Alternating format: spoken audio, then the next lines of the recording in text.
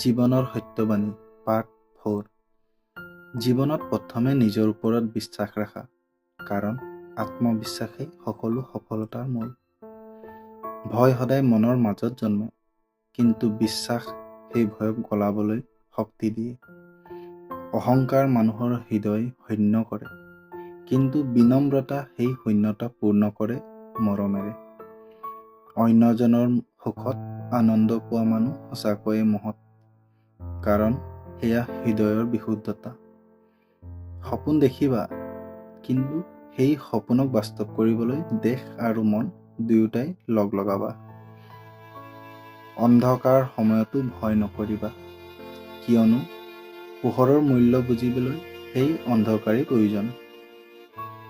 অতীতৰ দুখত থকাটো জীৱনৰ গতি ৰোধ কৰে, বৰ্তমানেই জীৱনৰ সৰ্বশ্ৰেষ্ঠ উপহাৰ।